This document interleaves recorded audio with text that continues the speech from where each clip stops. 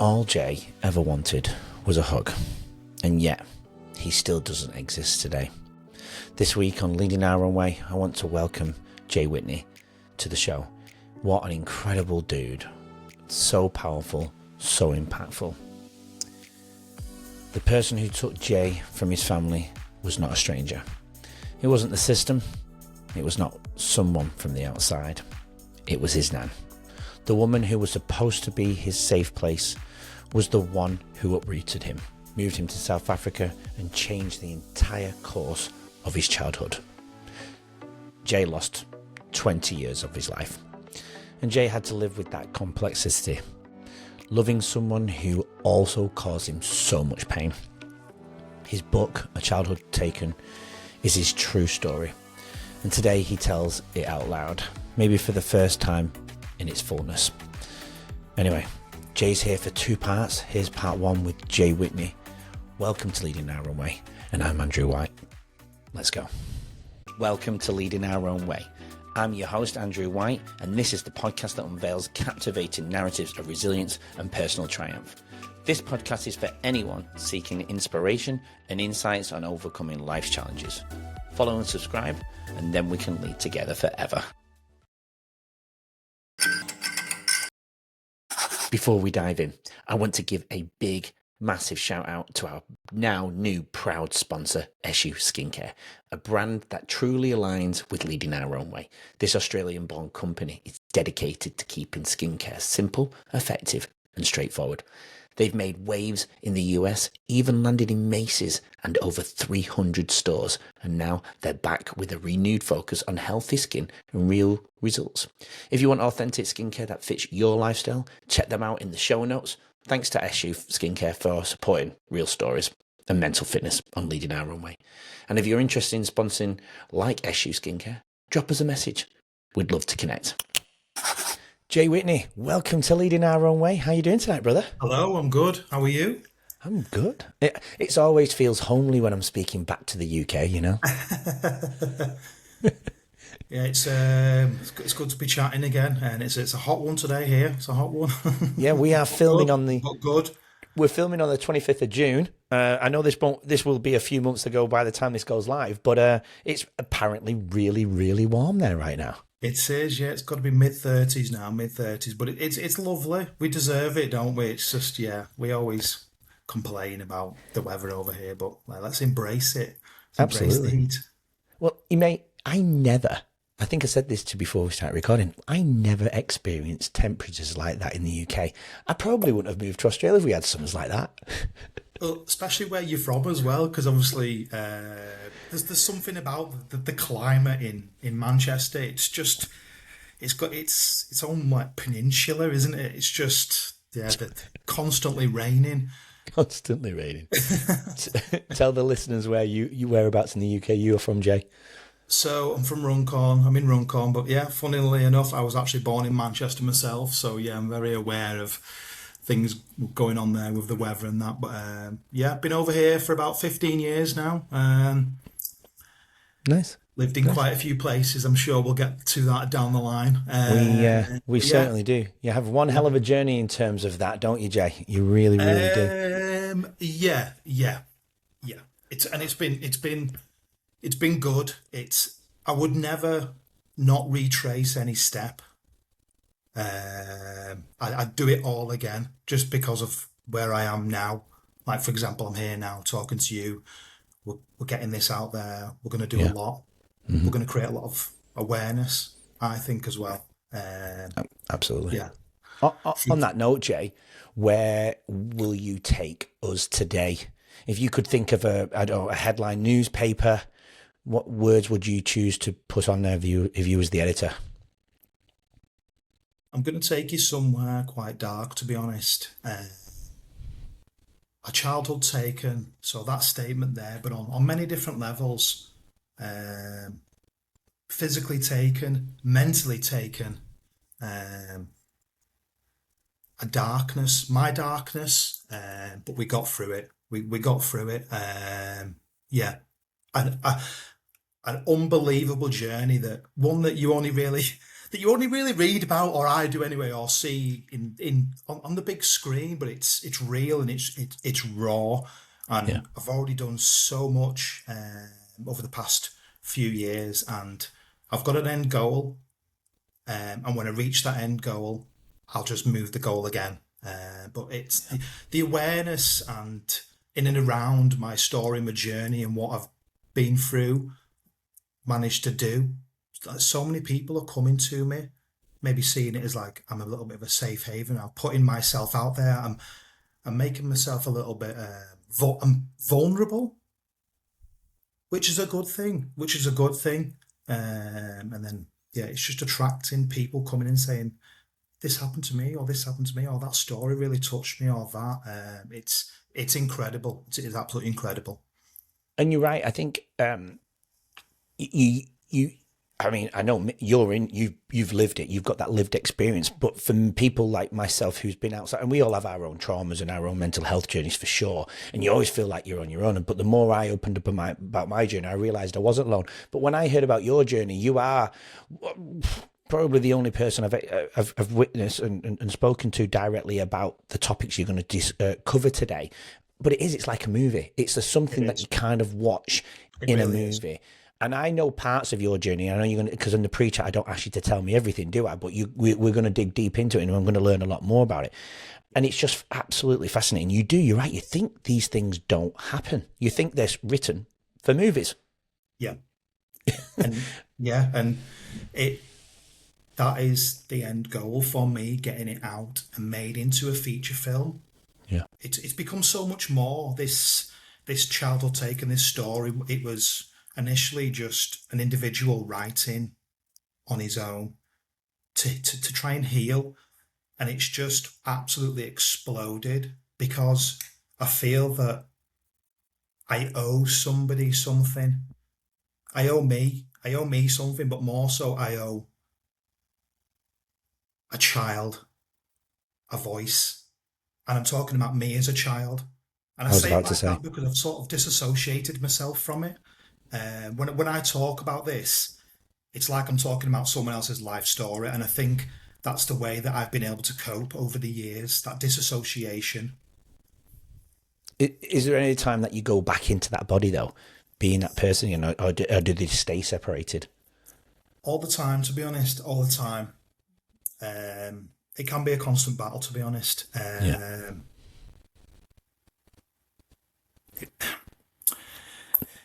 It really, it's upsetting, to be honest.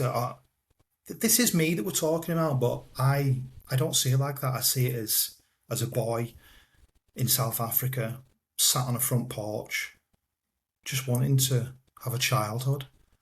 But unfortunately, and I don't even know if I believe in this or not, the way of the world had a different plan for me, which is fair enough. That's fair enough. So we took on the plan, and we did what we needed to do, and we conquered. We're explorers, aren't we? We're conquerors. Yeah. When we did come you? Up against. Sorry. Yeah. No. You. Sorry, I thought you finished. Carry on, Jay. No. We come up against obstacles in life, and we've got options. We can either turn around and walk away, or we can face it and we can fix it. And I faced it and I fixed it, because this isn't just about me. I've got little eyes watching me in the eyes of my boys. So anything I do and anything I say, I'm portraying onto them how we resolve things and how we deal with things in life. Yeah. So this is going to be a legacy for me. Down the line, I want my children's children to read about this and be like, wow, that was our grandfather. Wow, he managed to do all that. Do you know what I mean? It's something you read about, and you're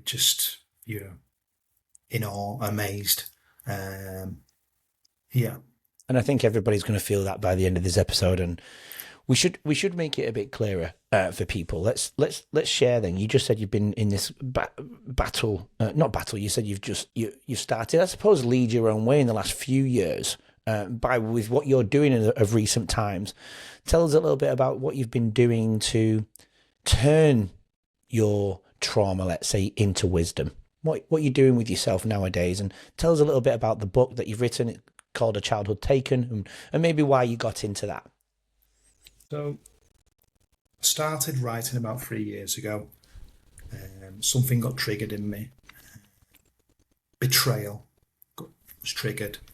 And I took pen to paper, and it was just me, just writing little notes, just allowing me to be able to heal. It's like a kettle simmering, boiling. One day it's going to explode, and we don't want that.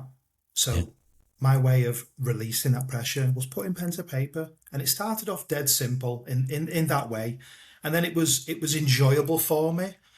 And as I was writing, I'd get into like a flow status, and I'd be writing away, and I'd be like, this is such an interesting story, because I'd become fully immersed in what I was doing. And then I'd step back and I'd be like, wow, this is about me. This is about me. And then I'd read it back and I'd be like, wow. It's sort of like getting so involved into it. And so I was so committed. I'm still fully committed into everything I do in and around the book, A Childhood Taken. I managed to build a website. The website is live, achildhoodtaken.com. Please go on there. So Please, yeah. Initially, the website was just a home for the book, a place for a little boy to have a voice, somewhere safe. And then something happened where someone reached out to me and said something to me, and I had to just change the website a little bit.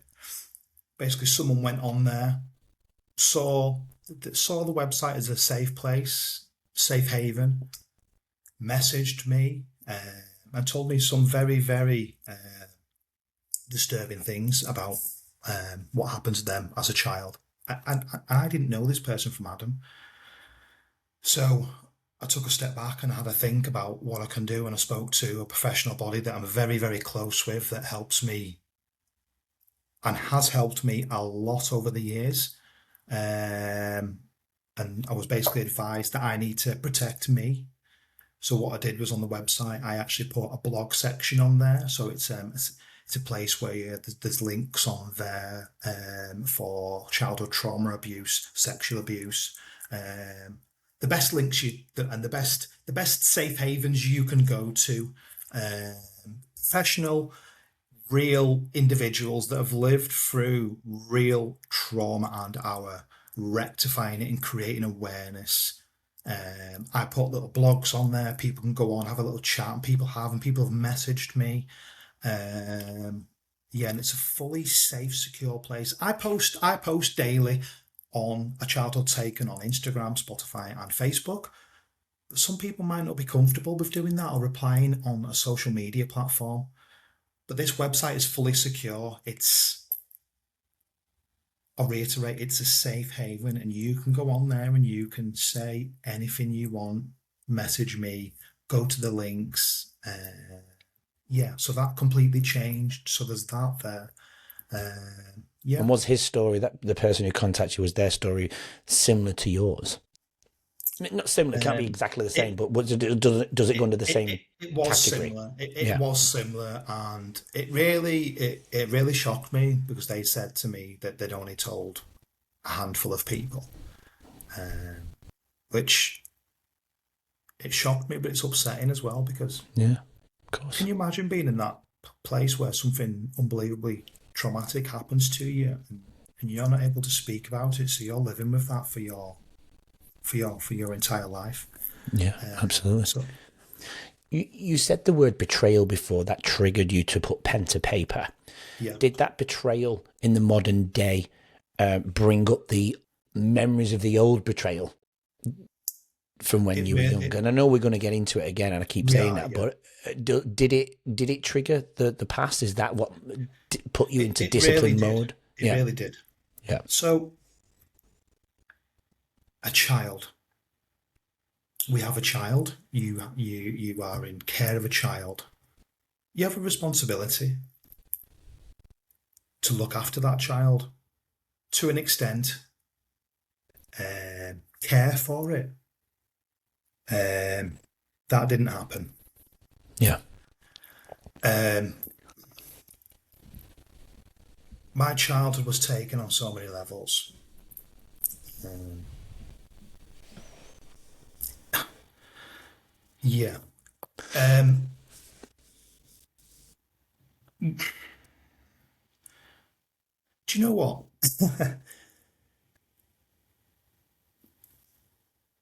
All I ever wanted was just a, just a hug. And it's all right. It's okay. It's okay. We never got that. We never got that.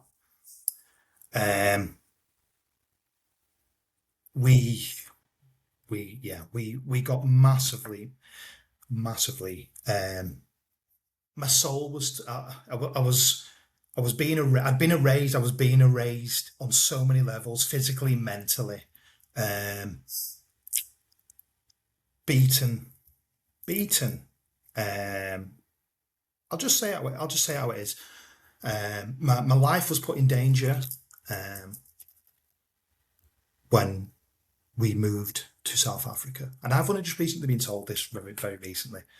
I knew about two occasions, but one that I've just recently found out about. So when we entered the country, so South Africa in the 80s, there was that racial segregation.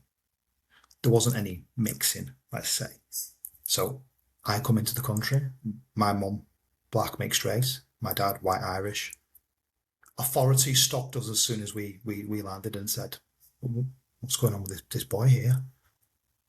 I'm like, "Well, what do you mean?" "Well, he's not white and he's not black." "No, he's mixed race. His mum was black mixed race and his dad's white Irish." Um, "Well, you know you're putting him in danger bringing him into this country." Um, so they said basically, keep me, keep me hidden. Don't make it aware of who and what I am, basically. And that was official people telling people that were supposed to care for me, an individual that was supposed to care for me. So straight away, my life was put in danger there, and I've just recently been told that. Yeah, How old were you? I was I was about, I don't know exactly.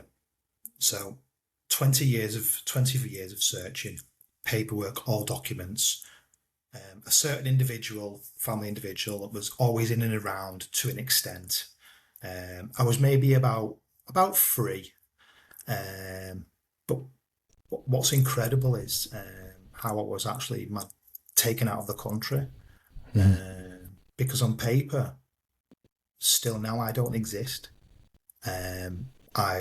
We've looked through every single professional body. So I've got my birth certificate, which is a piece of paper, and that's basically all it is a piece of paper. I wasn't registered,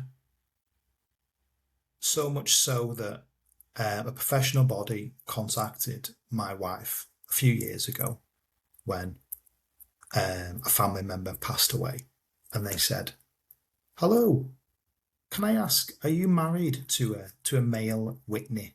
So my wife was like, "Yeah, do you mean Jay?" They were like, "Oh, is that his name?" And they said to her, "This is going to sound weird." And she was like, "No, not all." She knows. Yeah. So they said to her, "He doesn't exist on paper. We can't trace him back to his birth."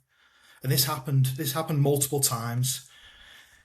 It's happened in my professional career, where I went for a job interview, got the job, and then they did all the background checks.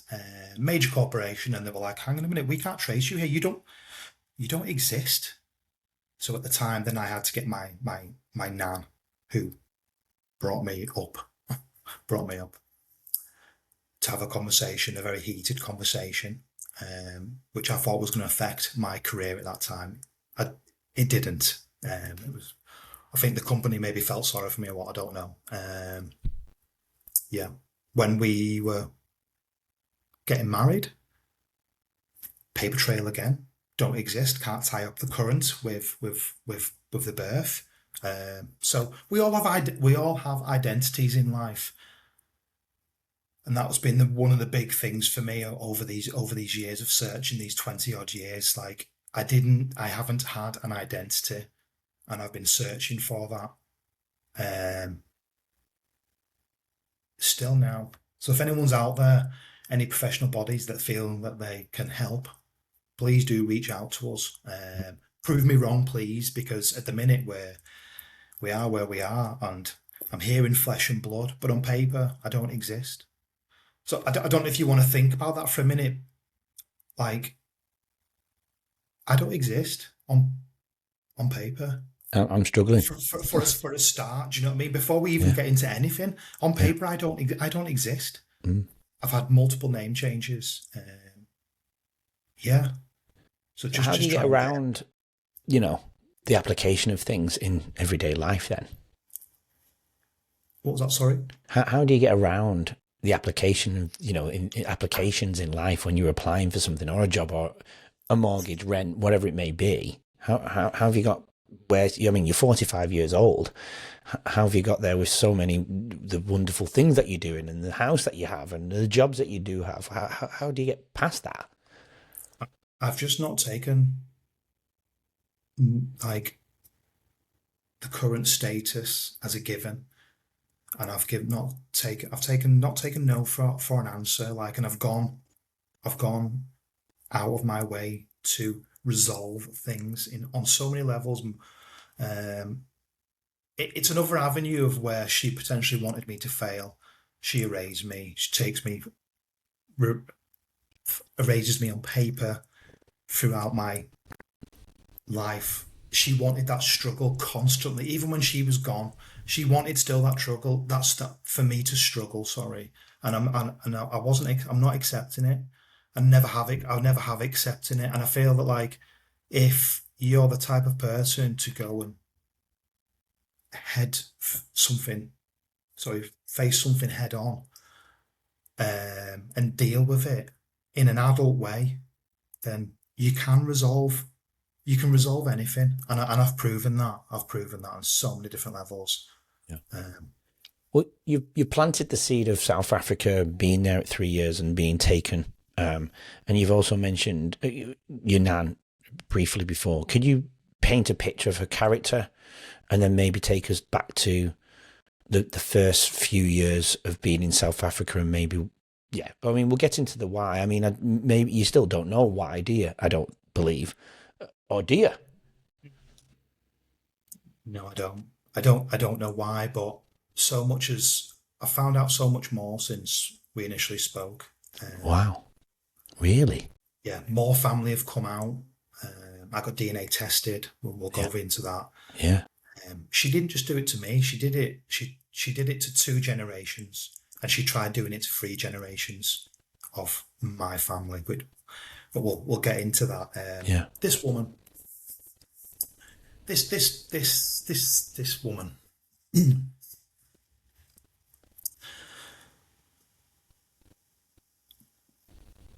In the Bible, let's say, a description of the devil, let's say, she was the definitive of that. To look at her, to meet her, you'd think, what a lovely old lady, well spoken, the Irish twang. She was pure evil. She was born evil. I've spoken to family members that have known her from when she was younger, recently.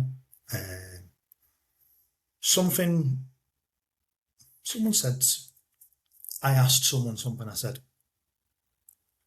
is it written into us from, I don't know, back when we were running around in caves, let's say, the frontal cortex. Prefrontal cortex, yeah. Yeah, of the brain. Is it written into us just to be evil? But now we've evolved and we know the difference of right and wrong. And a professional individual that's highly trained said, Jay, we've always got a choice. We've always got a choice.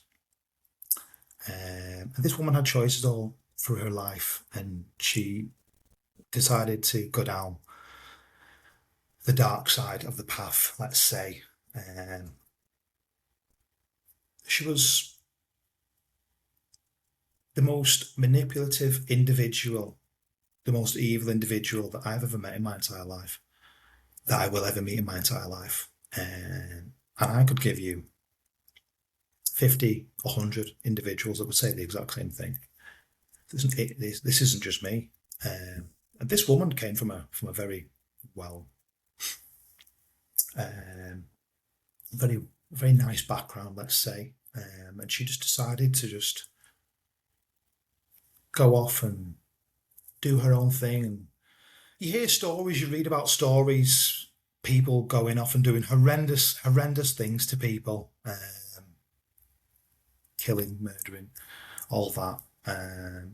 Yeah, and that was basically her. She didn't physically kill anybody. Physically, she did mentally to a lot of people, and she tried to with me. Did she succeed? Nearly. She nearly succeeded. Do you think she succeeded for a period of time? Did, yeah. She did for many, many years. For many years.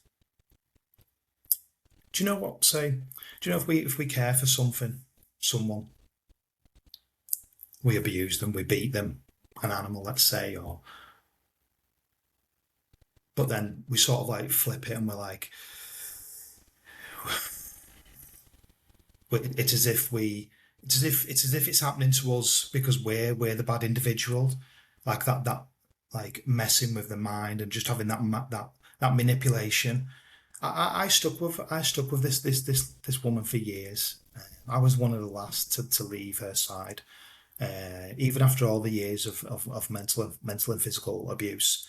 The loyal animal that gets beaten, but it still sits by you. It'll still sit by your side, and then one day enough is enough, and it'll just go, and it's never seen again.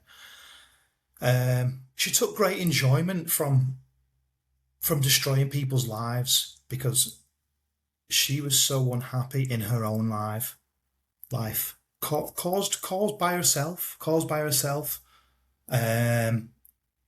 She had a good life when she was young.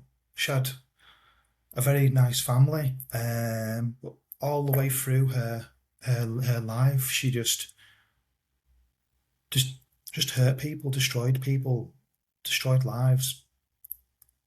Not physically killed people, but mentally killed people.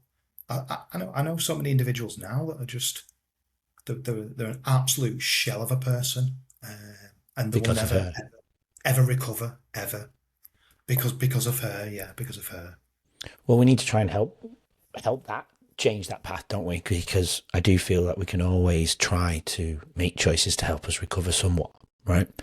And maybe this episode today will help. By with you sharing your journey. I really hope it does. I believe it will. No, I really do believe, and I hope those that are struggling listen to this and get something from it and see what you're doing and trying to take that emotion out of that memory, that trauma, because I think when we can take the memory, the emotion out of a memory, a bad memory in particular, a traumatic memory, I do believe we can turn it into purpose. And there's the evidence sat right in front of me. That's you. 100%. Sorry. No, go on. People are coming to me all the time, like, yeah, telling me stuff, confiding in me. Only like recently. This wasn't someone confiding in me, but someone reached out to me the other day and just said, randomly, and I never would have thought this person would ever say this to me. A friend, and they said, Jay, I've written a poem. I've got into writing poems, and I've written a poem for your book. And I was really set back by it, like in a good way. They sent me the poem with a picture of me from the website. The poem it's beautiful on so many levels. It'll grab you and take something from you, like the emotion. It's beautiful. I've got it right here. Share it whenever you feel it's right to share it. Do you want me to share it? If you want to share it, for sure. Let me share it. this comes from an individual that I never would have thought would say or do something like this. Mm-hmm. And it just goes to show that sometimes people were fearful to maybe be ourselves or to do or say something that for ridicule. And I think it's wrong. Mm-hmm. Okay. Not just words wrote on a page, not just an outburst of anger or rage. This is a story about deceit and lies, and that covers 8,000 miles as the crow flies. This child grew up and got a loving family of his own. He knows now the time for his story to be known. They thought their lies would be a secret forever. They were mistaken. This is a story of a childhood taken. Oh, wow. What a great ending. I can't tell you how much that touched me. Do you know what? It really got me, and it got me again. Like, someone see sent that. me that. Yeah. It really did get me. Yeah. Jay, do you mind taking us and walking us through from your childhood in South Africa? I can see people really, and I know I am as well. Like, you arrived in Africa. Are you confused as a young boy why you're in Africa? You're obviously looking up at this woman who, do you believe, because you don't know who your mum and father are. Your nan is bringing you up as her own. Is that right? She did, yeah. She did. I thought she was my mother up until I was in my early 20s when I found out. That's crazy. Yeah. Wow. Just think about that for a minute. No, I mean, like, just think about that. Like, and it wasn't told to me directly. It was told to a third party. Yeah. So she never told you with her own mouth? No. So did she ever know? Just taking a very quick break to thank our sponsor, SU Skincare. If you haven't heard of them, SU Skincare started right here in Australia, using Australian ingredients to make skincare straightforward and accessible, especially for men who want results without the fuss. Their journey took them all the way to the US, where they were featured in Macy's and over 300 stores. Now they're back with a fresh approach, focusing on healthy skin and authenticity for everyone. I'm proud to have SU Skincare as a sponsor on Leading Our Own Way. See the show notes for their website and to see how you can keep your skin healthy and confident. And if you're interested in sponsoring like SU Skincare, drop us a message. We'd love to hear from you. Now, right back to the episode. This is the type of person that she was. Yeah. When it all exploded, and she told a third party, and it absolutely my life, 10 years of my life written off. Complete, my 20s gone, just absolutely gone through emotional trauma. Like, it would have been easier. It would have been easier to just end my life there. Ever come close? But we didn't. We had purpose. We've got purpose. Absolutely, yeah. Think about that for a minute. Identity again. You're brought up. You're not even loved. You're not even cared for. And then in your early 20s, through a third party, someone tells you that the little snippet of stability that you actually have, it's gone. It's completely gone. The tether snip, gone, completely gone. You have nothing. You have nothing, and you have nobody in your life. You can't turn. I can tell you, I had nobody and I had nothing. And I'm being genuine about that. I had nobody and I had nothing. I couldn't turn to nobody. I had I didn't know at the time who my family were. They were individuals that were there. quite a few individuals. But I've got, now knowing what I know, I've got hundreds of family members. Hundreds, hundreds. I can't, everywhere. We're everywhere. I was on my own. I was on my own. I was a young boy on my own.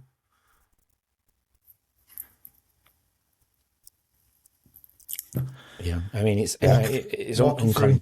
can't comprehend it. And I know the people listening are going to. I mean, they should be watching this just to feed off your emotions, not just listen to this.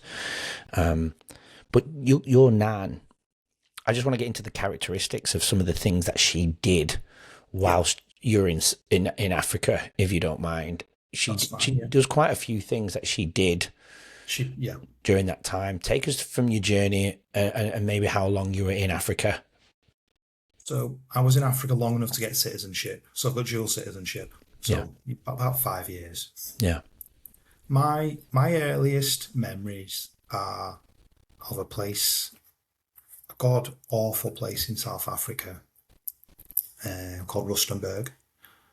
There was a little porch on the front of the bungalow. That was my little stay. That was my little haven. Just let me be on the porch. Let me just play in the muck and just with the limited things that I had. Just let me be. I'm doing no harm to nobody. I'm not hurting anybody. She was a heavy smoker. She always, in the book, it's always a cigarette. There's always a fag in the mouth. This one time in South Africa, I was sat on the front porch. An individual walked past, an African individual, called me over. Come here, come here. Comes across, it's how they are. It comes across very aggressive.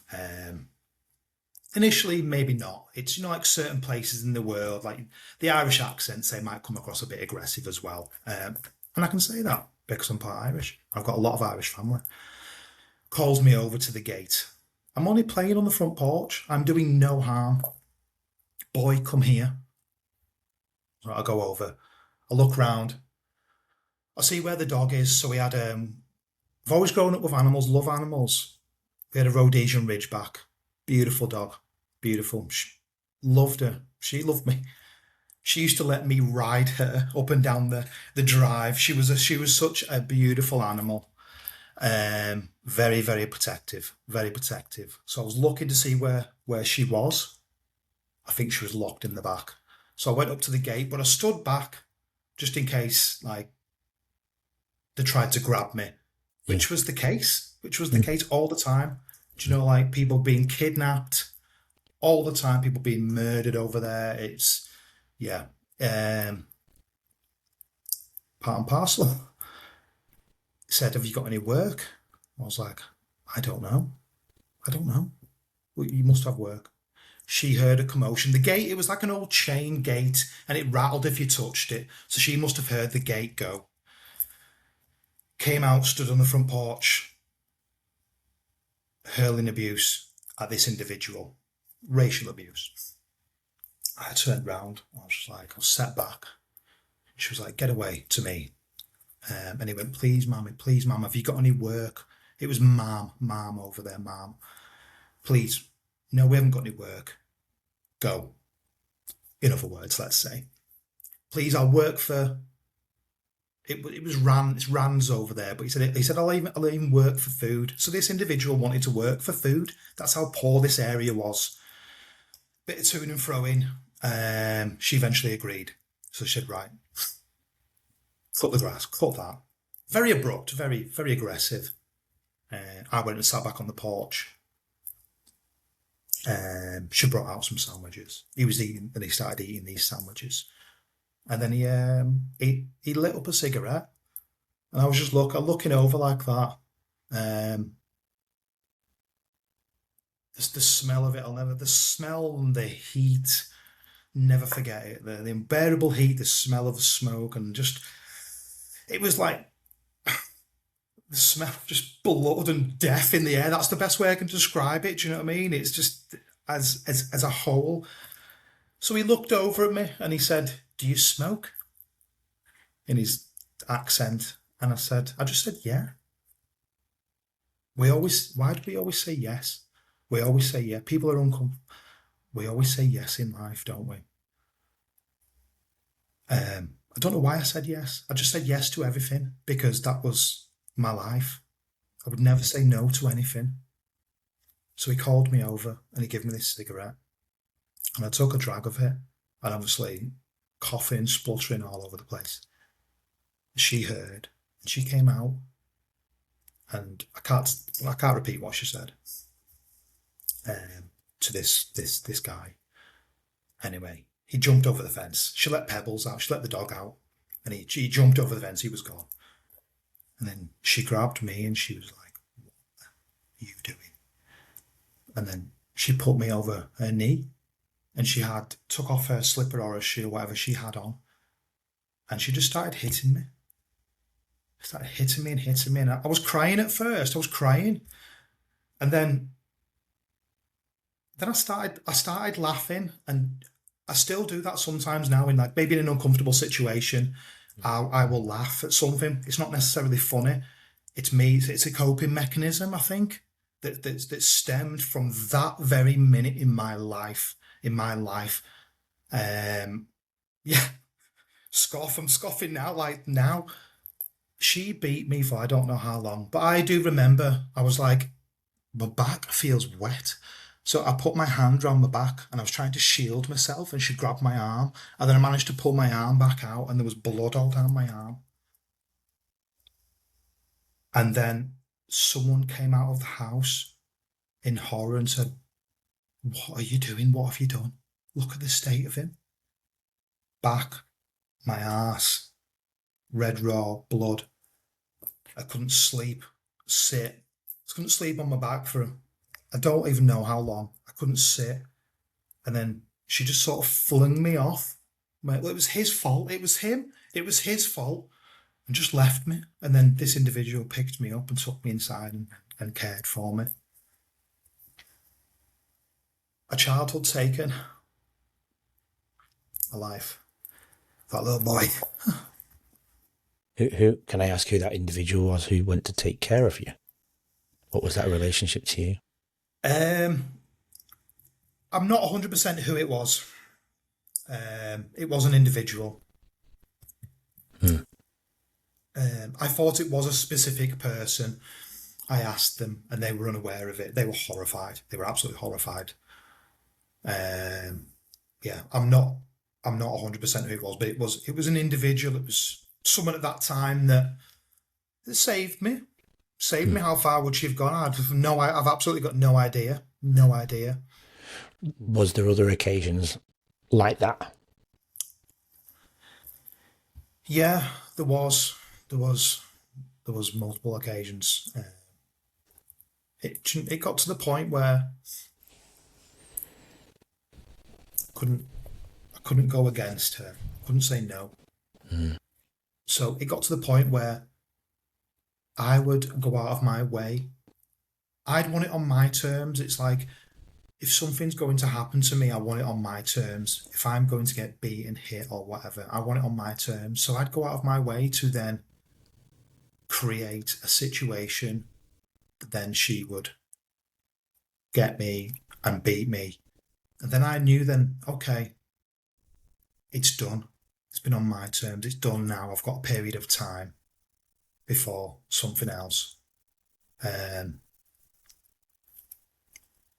She was disgusting. She was honestly disgusting. She should have. If I wasn't where I was now, and if I didn't have who I have around me and the responsibility that I have, and people, little eyes looking at me, I could quite easily just say, look, would have been just easy just to beat me till I couldn't be beaten anymore. It was things like, as well, when this all exploded, when it came out, and I said, "Why didn't you just tell me? Why didn't you just tell me?" that you weren't my mum. Well, I did tell you. I used to sit beside your bed and tell you. When you were asleep. So I never used to be able to sleep. I still struggle sleeping now. She used to sit beside my bed and talk to me in my sleep. So when I was younger, I had problems with wetting the bed. Let's see. Mm. Oh, you're drinking too much. No, it wasn't because of that at all.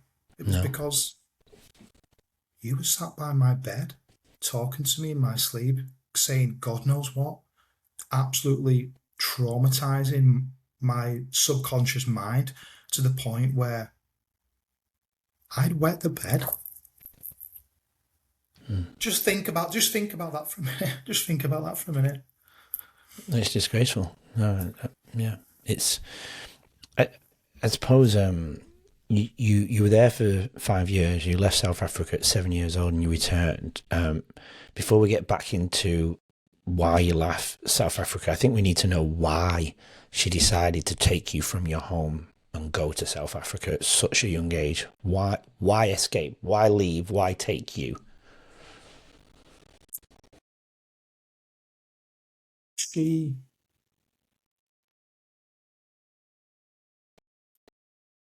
wanted to erase me, I think. She wanted to erase me. From English life? I think just from everything, from everybody. And I wasn't the first person that she did this to. Mine's an extreme. Yeah. She did this to an extent to my father that had repercussions, massive repercussions to my grandfather that I've only just recently found out. And she tried doing this to my son when he was only young, but we stopped that.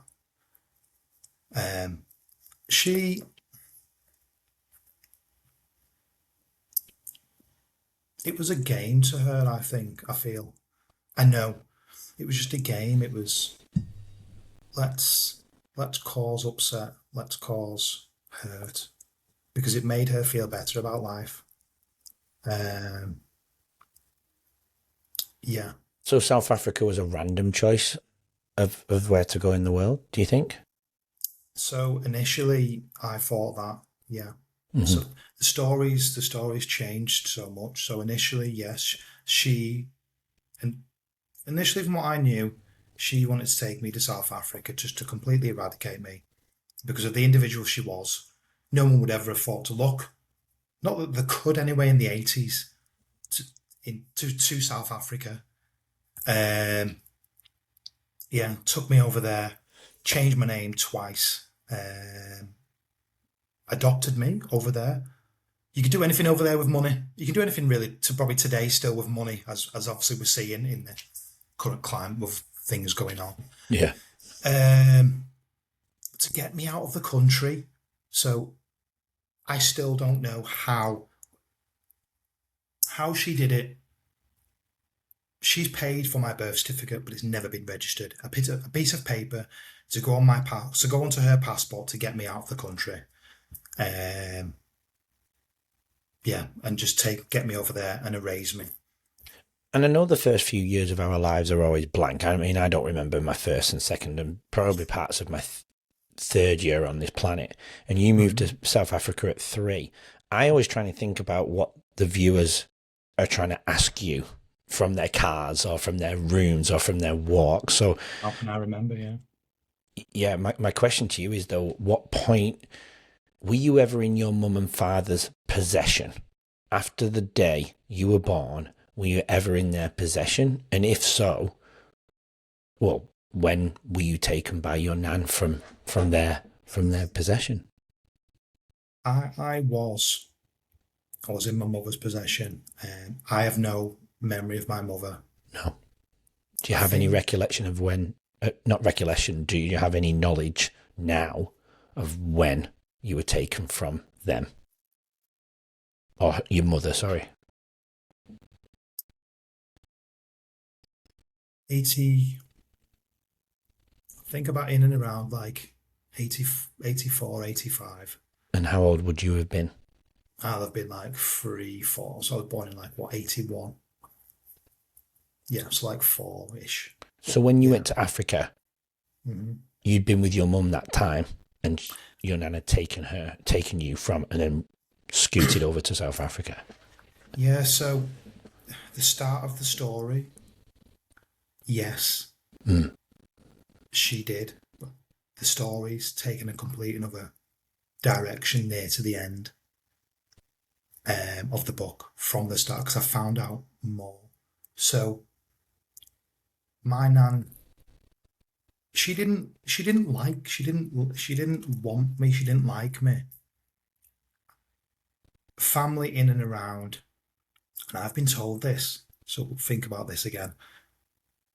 I've been told by a couple of individuals that I wasn't liked. I wasn't liked. Boy, I done no harm. I've done nothing to nobody. I've done nothing to nobody. This individual has come into someone else's, because she had other children. She's got other children. Mm. Your So nan. I don't know if that's true or not. Do you know what I mean? I've been told by 2 people that I wasn't liked, I wasn't wanted, but an individual that has integrity has also said to me, well, that was never the case with me. But obviously, we can have, I don't know, I might like somebody, someone else might not like them. Do you know what I mean? But you're Mm. talking about a little boy who's done no harm.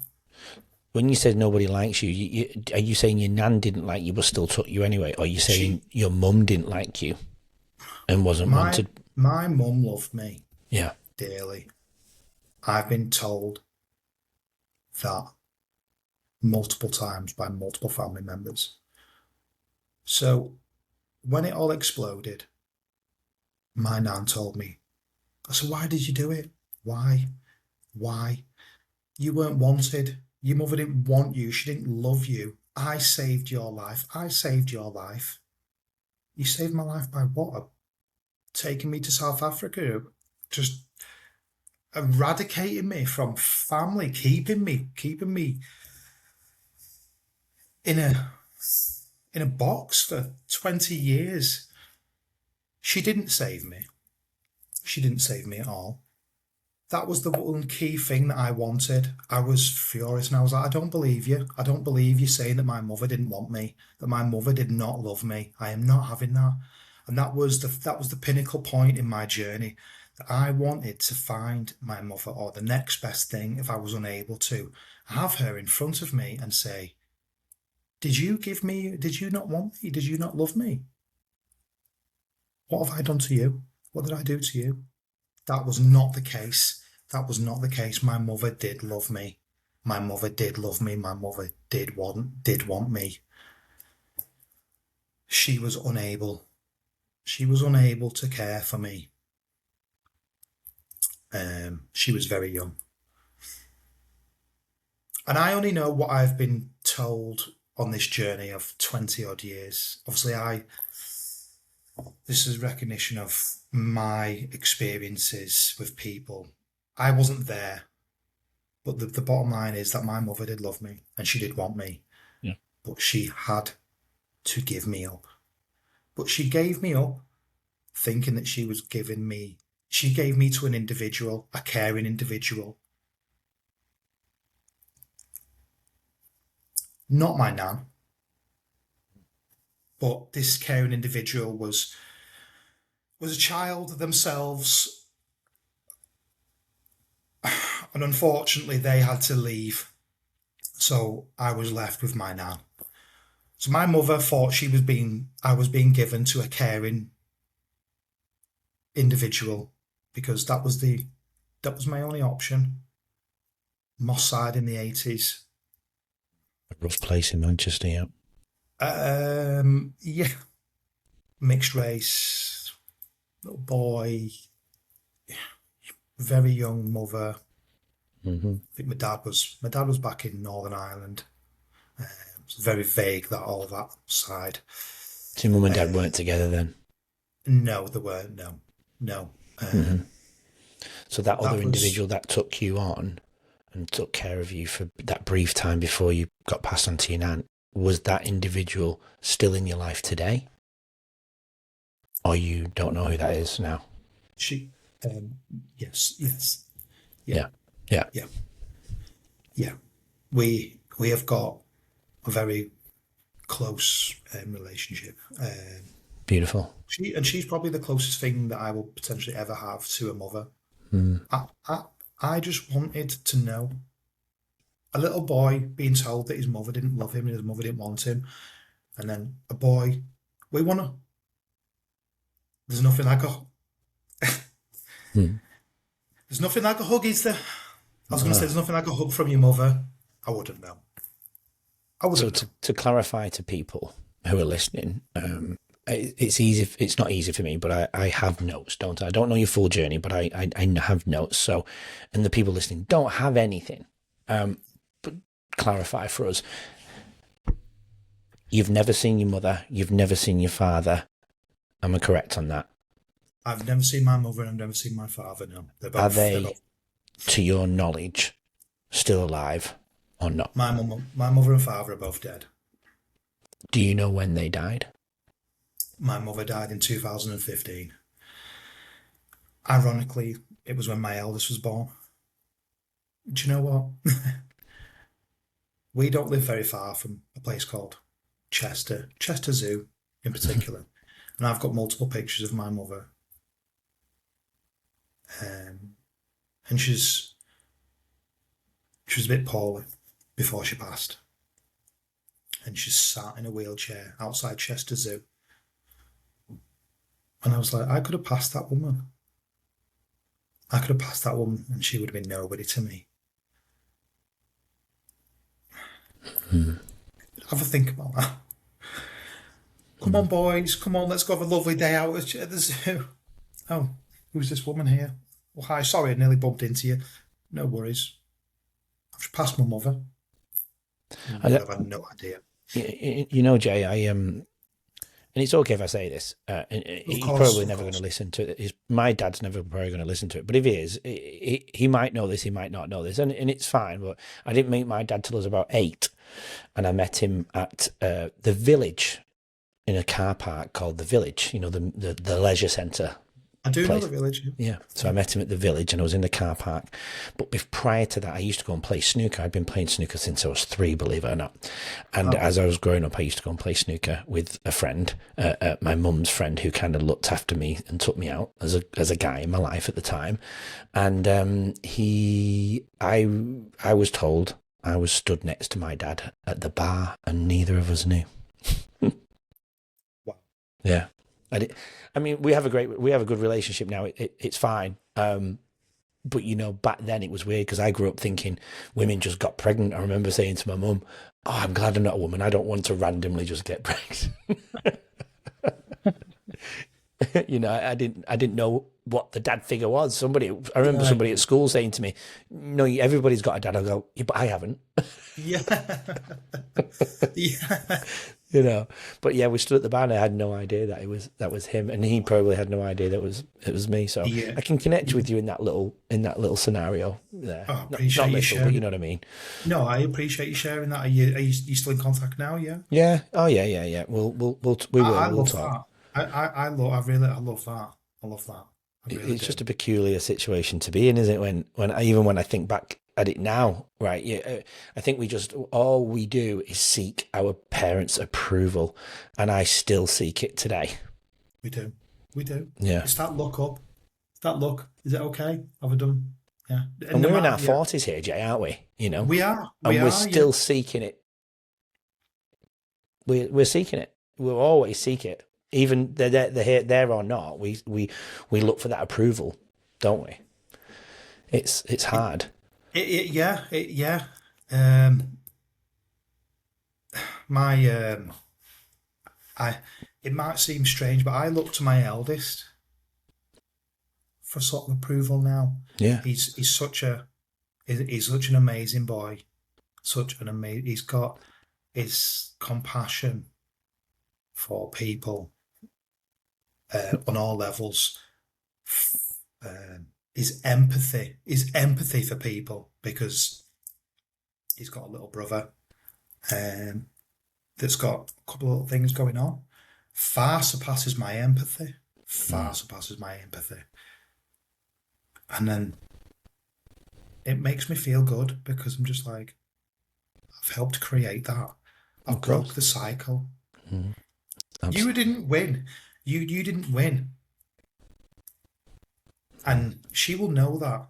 And I don't even know if I believe in that what I've just said.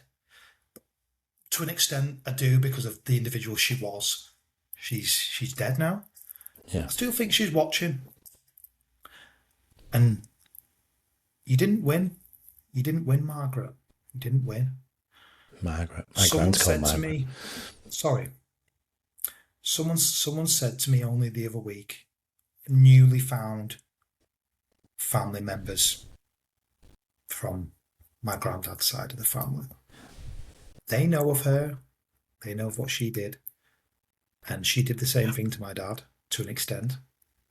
And my auntie, on paper, great auntie, but we'll just say auntie, said, Jay, did anyone ever stick up to her? Did anyone stand up to her? And I'd be like, yeah, I did. I did. And I won. Yeah, you did. Nobody else has. And you're talking countless people. She was an infection. She was horrible. She was like cancer. She'd plant a seed in your head. She'd say something and walk off, and you wouldn't realise what was said, and you'd dwell on it, and then it'd hit. Then the infection would hit in, and then there'd be a reaction. That's what she did. She was. And a lot of people say, oh, they're pure evil. Oh, they're evil. I am confidently telling everybody now, this woman was the definitive of all evil. Can you imagine killing 3 generations? Killing 3 individuals from 3 generations, potentially. Maybe not physically, but maybe mentally. Are you aware of some of the things she did to other people? Like, have you got any examples, like you've shared with us personally? Yeah. Is there any examples that other people have shared with you? My dad. Well, that's Jay Whitney's story. It's just the beginning. And it already is impossible to look away. A childhood stolen, an identity searched for, a man still finding his way back to himself. If today's conversation has stirred something in you, please sit with it. The discomfort you feel is often where the growth begins. Part 2 coming is on Wednesday, and trust me, you do not want to miss it. Again, if this moved you, please share this episode, someone that you might know, who might benefit from it, who just needs to hear it. Leave us a review, and if it helps more people find the show, it really, really just helps us get out there and share this beautiful journey with everybody. Until part 2 on Wednesday, Tuesday Truth drops tomorrow, but part 2 with Jay's full episode will drop on Wednesday. We'll see you then. Keep leading your own way. Join us tomorrow to hear more from today's incredible guests and learn valuable insights to help you lead your own way. Don't forget to subscribe. We'll see you then.